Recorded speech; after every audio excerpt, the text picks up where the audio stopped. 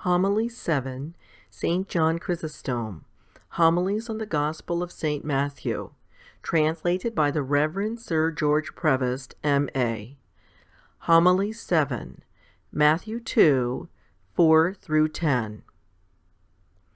And when he had gathered all the chief priests and scribes of the people together, he demanded of them where Christ should be born. And they said unto him, In Bethlehem of Judea. Seest thou how all things are done to convict the Jews? How, as long as he was out of their sight, the envy had not yet laid hold of them, and they rehearsed the testimonies of him with truth. But when they saw the glory that arose from the miracles, a grudging spirit possessed them, and thenceforth they betrayed the truth. However, the truth was exalted by all things, and strength was the more gathered for it even by its enemies. See, for example, in this very case, how wonderful and beyond expectation are the results secretly provided for. For both the barbarians and the Jews do the same time alike learn something more of one another, and teach one another. Thus the Jews, for their part, heard from the wise men that a star also had proclaimed him in the land of the Persians. And the wise men in their turn were informed by the Jews that this man, whom the star proclaimed, prophets also had made known from a long time of old. And the ground of their inquiry was made to both an occasion of setting forth clearer and more perfect instruction. And the enemies of the truth are compelled even against their will to read the writings in favor of the truth, and to interpret the prophecy, although not all of it. For having spoken of Bethlehem, and how that out of it he shall come that should rule Israel, they proceed not afterwards to add what follows, out of flattery to the king. And what was this? That his goings forth are from of old, from everlasting. But why, one may say, if he was to come from thence, did he live in Nazareth after the birth, and obscure the prophecy? Nay, he did not obscure it, but unfolded it the more. For the fact that while his mother had her constant residence in the one place, he was born in the other, shows the thing to have been done by a divine dispensation.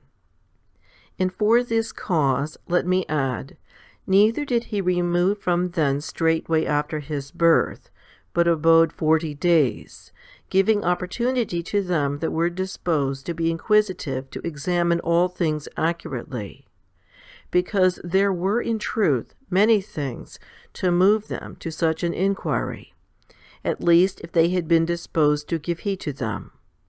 Thus at the coming of the wise men the whole city was in a flutter, and together with the city the king, and the prophet was brought forward, and a court of high authority was summoned, and many other things too were done there, all which Luke relates minutely. Such were what concerns Anna and Simeon and Zacharias, and the angels and the shepherds, all which things were to the attentive sufficient to give hints for ascertaining what had taken place. For if the wise men who came from Persia were not ignorant of the place, much more might they, whose abode it was, acquaint themselves with these things. He manifested himself then from the beginning by many miracles.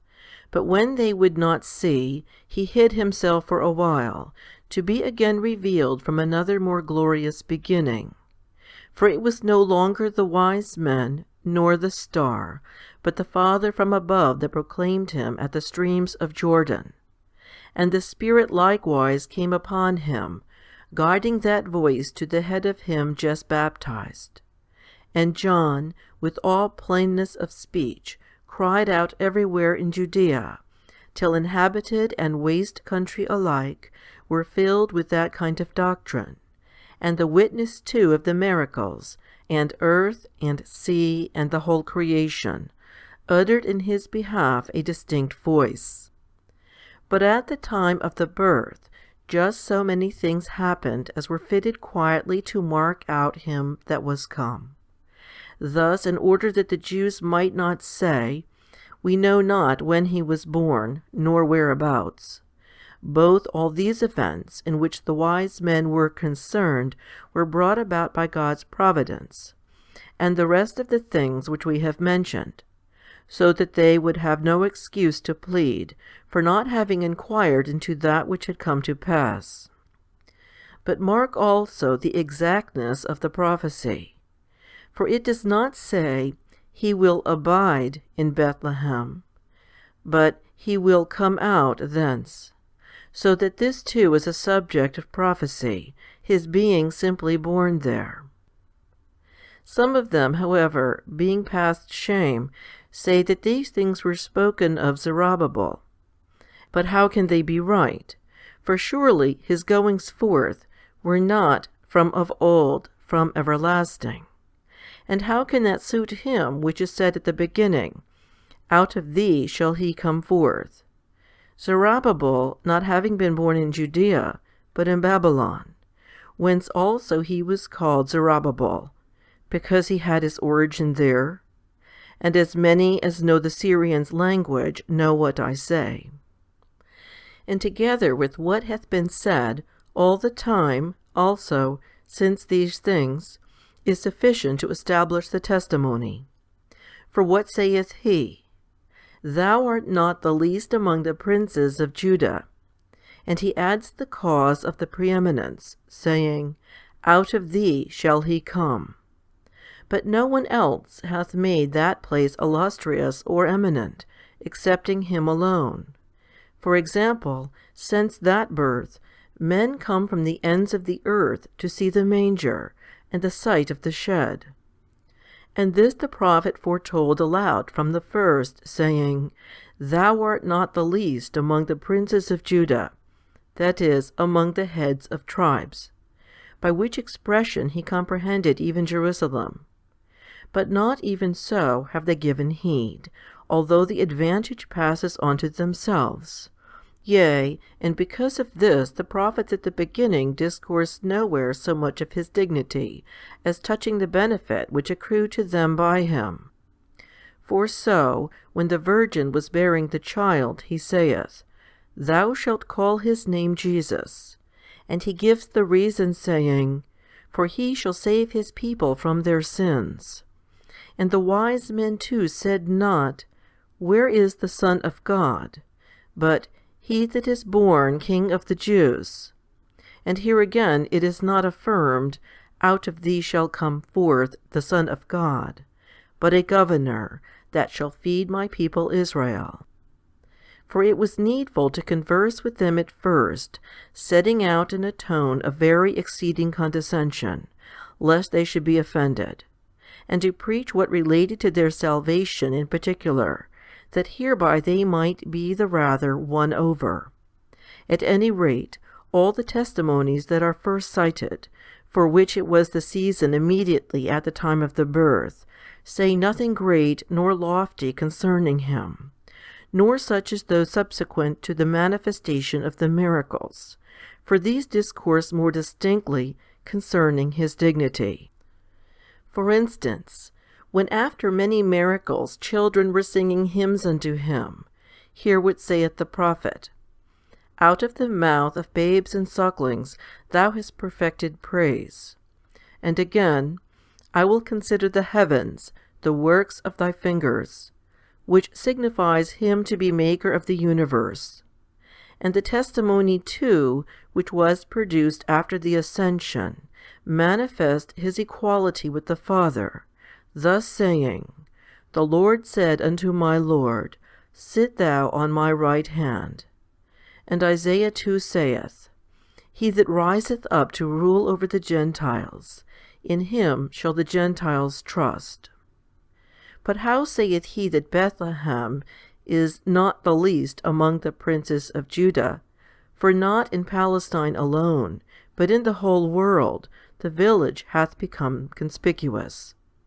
Why, so far he was speaking to Jews. Wherefore also he added, He shall feed my people Israel. And yet he fed the whole world. But as I have said, he is fain not to offend as yet, by revealing what he hath to say touching the Gentiles. But how was it, one may say, that he did not feed the Jewish people? I answer, first, this too is accomplished. For by the term Israel in this place, he figuratively meant such as believed on him from among the Jews. And Paul interpreting this saith, For they are not all Israel, which are of Israel, but as many as have been born by faith and promise. And if he did not feed them all, this is their own fault and blame. For when they ought to have worshipped with the wise men, and have glorified God that such a time was come, doing away all their sins. For not a word was spoken to them of judgment set, or of accounts to be given, but of a mild and meek shepherd. They for their part do just the contrary, and are troubled, and make disturbance, and go on continually framing plots without end. Then Herod, when he had privily called the wise men, inquired of them diligently what time the star appeared. Attempting to slay that which was born, an act of extreme idiocy, not of madness only, since what had been said and done was enough to have withholden him from any such attempt. For those occurrences were not after the manner of man. A star, I mean, calling the wise men from on high, and barbarians making so long a pilgrimage to worship him that lay in swaddling clothes and a manger, and prophets too from of old, proclaiming beforehand all this. These and all the rest were more than human events, but nevertheless none of these things restrained him. For such a thing is wickedness. It falls foul of itself, and is ever attempting impossibilities. And mark his utter folly. If on the one hand he believed the prophecy, and accounted it to be unchangeable, it was quite clear that he was attempting impossibilities. If again he disbelieved, and did not expect those sayings would come to pass, he need not have been in fear and alarm, nor have formed any plot on that behalf, so that in either way his craft was superfluous. And this too came of the utmost folly, to think that the wise men would make more account of him than of the child that was born, for the sake of which they had come so long a journey. For if, before they saw, they were so inflamed with longing for him, after they had seen with their eyes, and been confirmed by the prophecy, how hoped he to persuade them to betray the young child to him? Nevertheless, many as were the reasons to withhold him, he made the attempt, and having privily called the wise men, he inquired of them, because he thought that Jews would be concerned in favor of the child, and he never could expect that they would fall away into such madness as to be willing to give up to his enemies their protector and Saviour, and him who was come for the deliverance of their nation. On account of this he both calls them privily, and seeks the time not of the child, but of the star, thereby marking out the object of his chase, so as to include far more than it. For the star, I think, must have appeared a long time before. It was a long time which the wise men had to spend on their journey, in order, therefore, that they might present themselves just after his birth, it being meet for him to be worshipped in his very swaddling clothes, that the marvellous and strange nature of the thing might appear. The star, a long time before, makes itself visible. Whereas, if at the moment of his birth in Palestine, and not before, it had been seen by them in the east, they, consuming a long time in their journey, would not have seen him in swaddling clothes on their arrival. As to his slaying the children from 2 years old and under, let us not marvel. For his wrath and dread, for the sake of a fuller security, added very much to the time, so that not one might escape.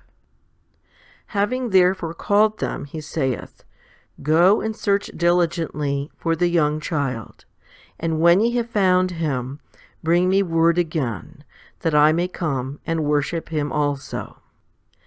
Seest thou his extreme folly? Why, if thou sayest these things in sincerity, wherefore dost thou inquire privily? But if intending to plot against him, how is it thou dost not perceive that from the fact of their being asked secretly, the wise men will be able to perceive thy craft? But as I have already said, a soul taken captive by any wickedness becomes more utterly senseless than anything. And he said not, Go and learn concerning the king, but concerning the young child, for he could not even endure to call him by the name of his dominion. But the wise men, perceiving nothing of this, by reason of their exceeding reverence, for they never could have expected that he could have gone on to so great wickedness, and would have attempted to form plots against a dispensation so marvelous. And they depart suspecting none of these things, but from what was in themselves, auguring all that would be in the rest of mankind. And lo, the star, which they saw in the east, went before them. For therefore only was it hidden, that having lost their guide, they might come to be obliged to make inquiry of the Jews, and so the matter might be made evident to all. Since after they have made inquiries, and have had as enemies for informants, it appears to them again. And mark how excellent was the order. How in the first place after the star the people of the Jews receives them, and the king, and these bring in the prophecy to explain what it appeared. How next, after the prophet, an angel again took them up and taught them all things. But for a time they journey from Jerusalem to Bethlehem by the guidance of the star again journeying with them from that place also, that hence too thou mightest learn that this was not one of the ordinary stars, for there is not so much as one star that hath this nature, and it not merely moved, but went before them, drawing and guiding them on in midday. But what need of this star any more, one may ask, when the place was ascertained? In order that the child also might be seen. For there was not anything to make him manifest, since the house was not conspicuous, neither was his mother glorious or distinguished. There was need then of the star, to set them by the place. Wherefore it reappears on their coming out of Jerusalem, and stays not before it hath reached the manger. And marvel was linked on to marvel, for both were strange things, as well the Magi worshipping, as the star going before them, and enough to attract even such as were made all of stone. For if the wise men had said they had heard prophets say these things, or that angels had discoursed with them in private, they might have been disbelieved. But now, when the vision of the star appeared on high, even they that were exceeding shameless had their mouths stopped. Moreover, the star, when it stood over the young child, stayed its course again, which thing itself also was of a greater power than belongs to a star, now to hide itself, now to appear, and having appeared, to stand still. Hence they too received an increase of faith. For this cause they rejoiced also, that they had found what they were seeking, that they had proved messengers of truth, that not without fruit had they come so great a journey. So great a longing, so to speak, had they for Christ. For first it came and stood over his very head, showing that what is born is divine. Next, standing there, it leads them to worship him, being not simply barbarians, but the wiser sort amongst them. Seest thou with how great fitness the star appeared? Why, because even after the prophecy, and after the interpretation of the chief priests and scribes, they still had their minds turned towards it. Shame upon Marcion, shame upon Paul of Samosata, for refusing to see what those wise men saw, the forefathers of the Church, for I am not ashamed so to call them. Let Marcion be ashamed, beholding God worshipped in the flesh. Let Paul be ashamed, beholding him worshipped as not being merely a man. As to his being in the flesh, that first is signified by the swaddling clothes and the manger. As to their not worshipping him as a mere man, they declare it, by offering him at that unripe age such gifts as were meet to be offered to God. And together with them let the Jews also be ashamed, seeing themselves anticipated by barbarians and magi, whilst they submit not so much as to come after them. For indeed what happened then was a type of the things to come, and from the very beginning it was shown that the Gentiles would anticipate their nation. But how was it, one may ask, that not at the beginning but afterwards he said, Go ye, and make disciples of all nations? Because the occurrence was a type, as I said, of the future, and a sort of declaration of it beforehand. For the natural order was that Jews should come unto him first, but forasmuch as they of their own choice gave up their proper benefit, the order of things was inverted. Since not even in this instance should the wise men have come before the Jews, nor should persons from so great a distance have anticipated those who were settled about the very city, nor should those who had heard nothing have prevented them that were nurtured in so many prophecies. But because they were exceedingly ignorant of their own blessings, those from Persia anticipate those at Jerusalem. And this indeed is what Paul also saith. It was necessary that the word of the Lord should first have been spoken to you. But seeing ye have judged yourselves unworthy, lo, we turn to the Gentiles. For even though before they did not obey, at any rate when they heard it from the wise men, they ought to have made all haste, but they would not. Therefore, while those are slumbering, these run before. Let us then also follow the Magi. Let us separate ourselves from our barbarian customs, and make our distance therefrom great, that we may see Christ, since they too, had they not been far from their own country, would have missed seeing him. Let us depart from the things of earth. For so the wise men, while they were in Persia, saw but the star, but after they had departed from Persia, they beheld the Sun of Righteousness. Or rather, they would not have seen so much as the star, unless they had readily risen up from thence. Let us then also rise up, though all men be troubled, let us run to the house of the young child. Though kings, though nations, though tyrants interrupt this our path, let not our desire pass away.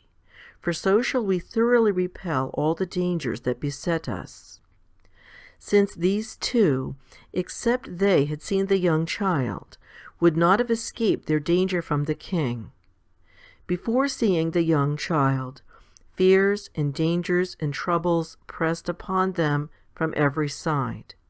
But after the adoration, it is calm and security, and no longer a star, but an angel receives them, having become priests from the act of adoration, for we see that they offered gifts also. Do thou therefore likewise leave the Jewish people, the troubled city, the bloodthirsty tyrant, the pomp of the world, and hasten to Bethlehem. Where is the house of the spiritual bread? For though thou be a shepherd, and come hither, thou wilt behold the young child in an inn. Though thou be a king, and approach not here, thy purple robe will profit thee nothing. Though thou be one of the wise men, this will be no hindrance to thee. Only let thy coming be to honor and adore, not to spurn the Son of God. Only do this with trembling and joy, for it is possible for both of these to concur in one. But take heed that thou be not like Herod, and say, that I may come and worship him, and when thou art come, be minded to slay him. For him do they resemble, who partake of the mysteries unworthily, it being said that such a one shall be guilty of the body and blood of the Lord. Yes, for they have in themselves the tyrant who was grieved at Christ's kingdom, him that is more wicked than Herod of old, even Mammon. For he would fain have the dominion, and sends them that are his own to worship in appearance, but slaying while they worship. Let us fear then, lest at any time, while we have the appearance of suppliants and worshippers, we should indeed show forth the contrary. And let us cast everything out of our hands when we are to worship. Though it be gold that we have, let us offer it unto him and not bury it. For if those barbarians then offered it for honor, what will become of thee, not giving even to him that hath need? If those men journeyed so far to see him newly born, what sort of excuse wilt thou have, not going out of thy way one alley's length, that thou mayest visit him sick or in bonds? And yet when they are sick or in bonds, even our enemies have our pity. Thine is denied even to thy benefactor and Lord. And they offered gold, thou hardly givest bread. They saw the star and were glad, thou, seeing Christ himself a stranger and naked, art not moved. For which of you, for Christ's sake, hath made so long a pilgrimage? You have received countless benefits, as these barbarians, or rather, these wiser than the wisest philosophers. And why say I, so long a journey? Nay, many of our women are so delicate, that they go not over so much as one crossing of the streets to behold him on the spiritual manger, unless they can have mules to draw them. And others being able to walk, yet prefer to their attendance here, some a crowd of worldly business, some the theatres. Whereas the barbarians accomplish so great a journey for his sake, before seeing him. Thou not even after thou hast seen him dost emulate them, but forsakest him after seeing him, and runnest to see the stage player. For I touch again on the same subjects, as I did also of late. And seeing Christ lying in the manger, thou leavest him, that thou mayest see women on the stage. What thunderbolts do not these things deserve? For tell me, if any one were to lead thee into a palace, and show thee the king on his throne, wouldest thou indeed choose to see the theatre instead of those things? And yet even in the palace there is nothing to gain.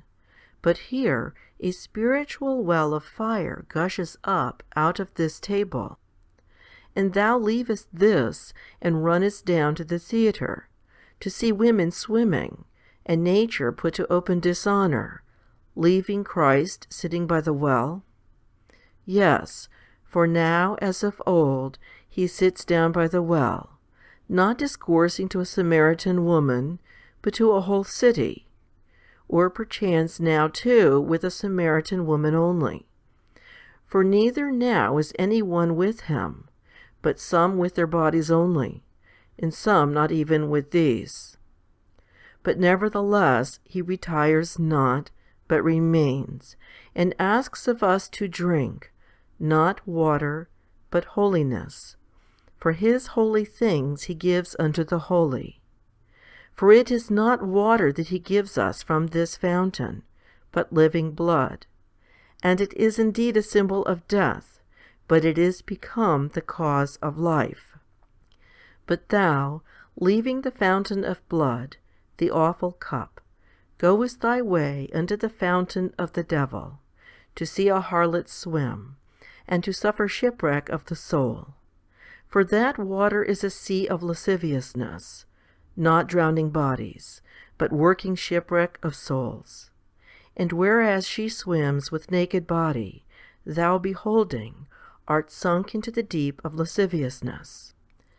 For such is the devil's net. It sinks not them that go down into the water itself, but them that sit above more than such as wallow therein.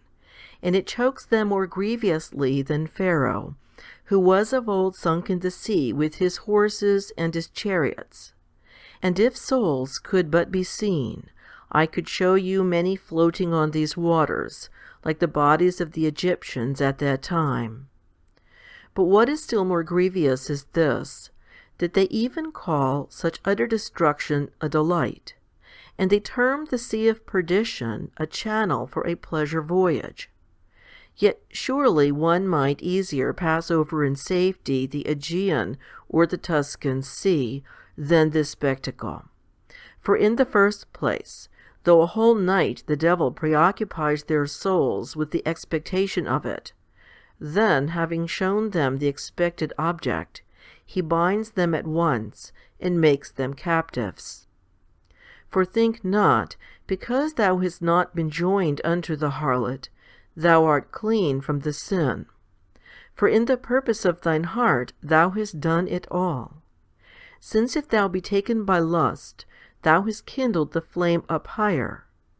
If thou feel nothing at what thou seest, thou deservest a heavier charge, for being a scandal to others, by encouraging them in these spectacles, and for polluting thine own eyesight, and together with thine eyesight, thy soul.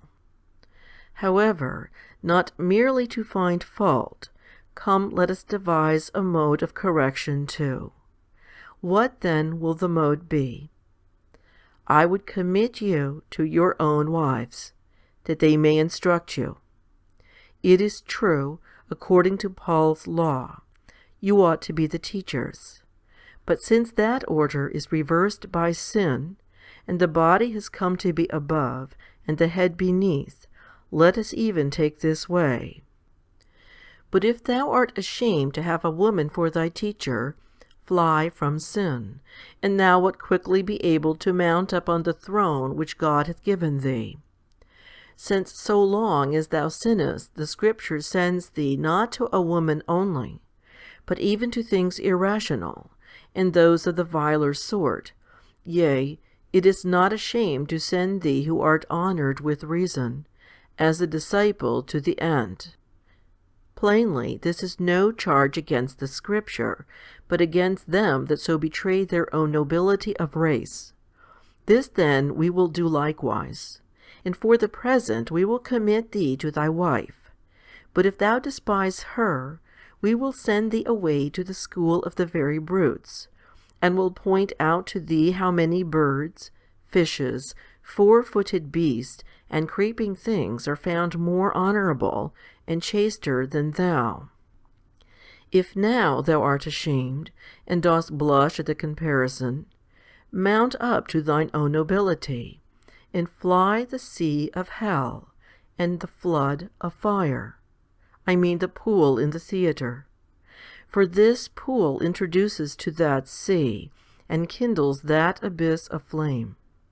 Since if he that looketh on a woman to lust after her hath already committed adultery, he who is forced even to see her naked, how doth he not become 10,000-fold a captive?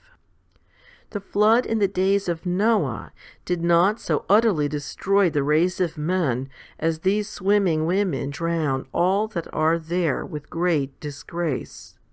For as to that rain, though it wrought indeed a death of the body, yet did it repress the wickedness of the soul. But this hath the contrary effect. While the bodies remain, it destroys the soul. And ye, when there is a question of precedence, claim to take place of the whole world, forasmuch as our city first crowned itself with the name of Christian. But in the competition of chastity, ye are not ashamed to be behind the rudest cities. Well, saith one, and what dost thou require us to do? To occupy the mountains and become monks? Why, it is this which makes me sigh, that ye think them alone to be properly concerned with decency and chastity. And yet assuredly Christ made his laws common to all. Thus when he saith, If any one look on a woman to lust after her, he speaks not to the solitary, but to him also that hath a wife, since in fact that mount was at the same time filled with all kinds of persons of that description. Form then in thy mind an image of that amphitheatre, and hate thou this, which is the devil's. Neither do thou condemn the severity of my speech. For I neither forbid to marry, nor hinder thy taking pleasure, but I would have this be done in chastity, not with shame, and reproach, and imputations with that end. I do not make it a law that you are to occupy the mountains and the deserts, but to be good, and considerate, and chaste, dwelling in the midst of the city. For in fact all our laws are common to the monks also, except marriage. Yea, rather, even with respect to this, Paul commands us to put ourselves altogether on a level with them, saying, For the fashion of this world passeth away, that they that have wives be as though they had none. Wherefore, so he speaks, I do not bid you take possession of the summits of the mountains. It is true I could wish it, since the cities imitate the things that were done in Sodom. Nevertheless, I do not enforce this. Abide, having house and children and wife. Only do not insult thy wife, nor put thy children to shame, neither bring into thine house the infection from the theatre. Hearest thou not Paul saying, The husband hath not power of his own body, but the wife, and setting down laws common to both? But thou, if thy wife be continually thrusting herself into a public assembly, art severe in blaming her. But thyself, spending whole days on public shows, thou dost not account worthy of blame. Yea, touching thy wife's modesty, thou art so strict as even to go beyond necessity or measure, and not to allow her so much as indispensable absences. But to thyself thou deemest all things lawful. Yet Paul allows thee not, who gives the wife likewise the same authority, for thus he speaks, Let the husband render unto his wife due honour. What sort of honour then is this, when thou insultest her in the chiefest things, and givest up her body to harlots? For thy body is hers. When thou bringest tumults and wars into thine house, when thou doest in the marketplace such things, as being related by thyself to thy wife at home, overwhelm her with shame, and put to shame also thy daughter if present, and more than them, surely thyself. For thou must necessarily either be silent, or behave thyself so unseemly, that it would be just for thy very servants to be scourged for it. What plea then wilt thou have, I pray thee, beholding, as thou dost, with great eagerness, things which even to name is disgraceful, preferring to all sights these, which even to recount is intolerable? Now then for a season, in order not to be too burdensome, I will here bring my discourse to an end. But if ye continue in the same courses, I will make the knife sharper, and the cut deeper, and I will not cease, till I have scattered the theatre of the devil, and so purified the assembly of the church.